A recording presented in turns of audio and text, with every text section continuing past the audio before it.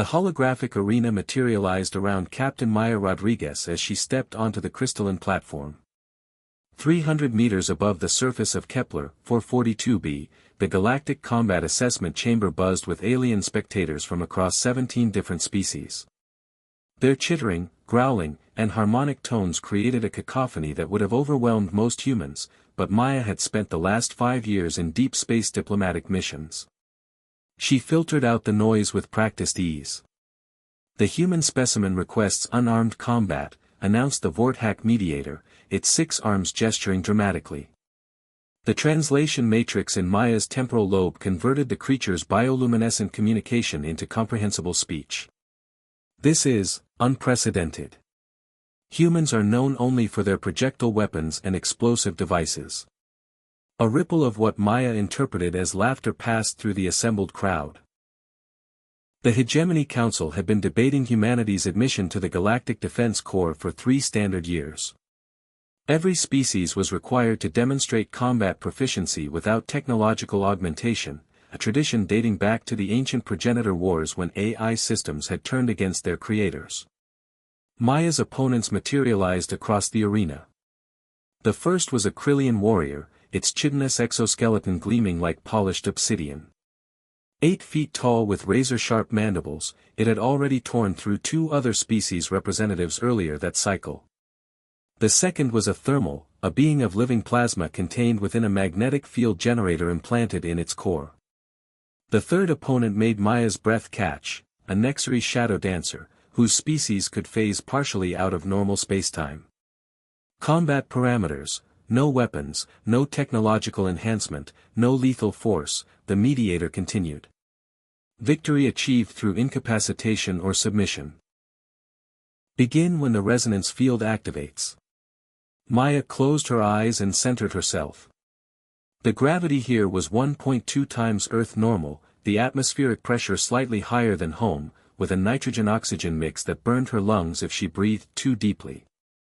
She had trained for this moment in the asteroid belt gymnasiums, the Mars low-gravity chambers, and the Europa pressure facilities. The resonance field hummed to life, sending vibrations through the platform that most species used as a starting signal. Maya moved before the sound fully registered. The Krillian charged first, as she had anticipated. Its species were predictably aggressive, relying on their natural armor and strength. Maya dropped low, sweeping her leg in a wide arc that caught the creature's primary support limb. As it stumbled, she rolled backward and launched herself upward, using the alien's own momentum to flip it over her shoulder. The Krillian crashed into the arena wall with a sound like breaking glass. The thermal rushed her while she was still in motion. Maya had studied their species extensively. Living plasma beings were vulnerable to rapid temperature changes. She grabbed a handful of the crystalline arena floor, superheated from the energy fields, and hurled it directly into the creature's magnetic containment field. The sudden introduction of solid matter disrupted the field's coherence. The thermal collapsed into a puddle of cooling energy, its consciousness temporarily scattered.